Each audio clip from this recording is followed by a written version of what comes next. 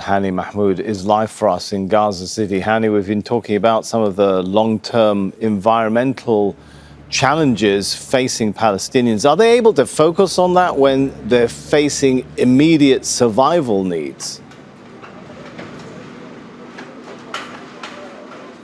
Well, Sami, the answer to your questions is yes, absolutely. When you have a population who try to simply survive, they worry about contamination. They know that the water that they drink, the air they breathe, and the food they eat may not be safe. But when every day is a fight for survival, when every day is a fight to find water, food, and bread, safety becomes a secondary element of their life. Families know that the water they get it from the wells and from the containers or from the water trucks are polluted and contaminated. The air that they breathe is contaminated. The farmers, they see their lands covered with dust and debris, but they don't have any other choice. The families drink that contaminated water. Farmers plant whatever is left to cultivate because that's the only way that they can eat food. So when survival here is a priority, that's when there is no luxury of avoiding risk here. So yes, they worry about contamination,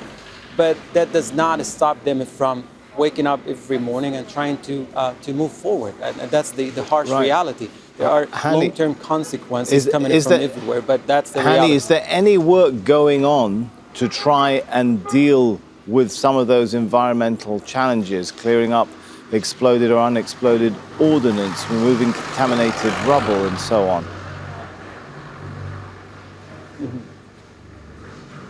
Well, given the sheer level of the disaster caused by the 20 months of devastation and destruction that virtually destroyed everything from public facilities into sanitation facilities to municipalities, buildings, and their work on the ground, there is really little effort that have been going on. And simply not because municipality and other people involved in this do not want to do the work, it's because the lack of equipment and heavy machinery are stopping the work from being done. So operations on the ground, when you see the level of the disaster that is caused compared to the level of work that is done on the ground, is very minimal and almost does not help to avoid the growing risk across the strip. You have, for example, a municipality struggles on a daily basis to remove rubble and to remove the trash from the street, to reopen roads, simply because they don't have the trucks to bulldoze the scrapers, and because the Israeli military deliberately prevents the entry of these much-needed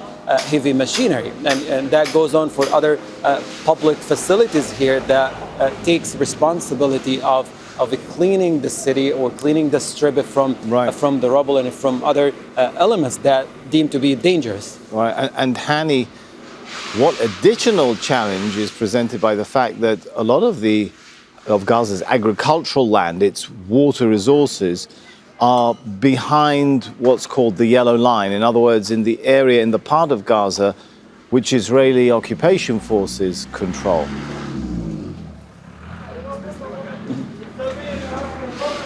That's exactly what people have been talking about over the past few weeks, and since the ceasefire took hold. The Israeli military is strategically setting up new borders here, redrawing Gaza map, where it takes over more of the farmland, agricultural land that deemed to be fertile and served as the basket for the entire Gaza Strip. We mainly refer to the majority of this portion of land in the eastern part of Hani that is now behind the yellow line. So not only people are deprived from going back to their homes, to the areas where they were born and raised, but also the areas where they rely on heavily for survival and planting. Whatever is left inside the central or the western part of the Gaza Strip, whatever plot of land left for cultivation cannot be cultivated simply because of water issues that keeps increasing on a daily basis and the lack of equipment.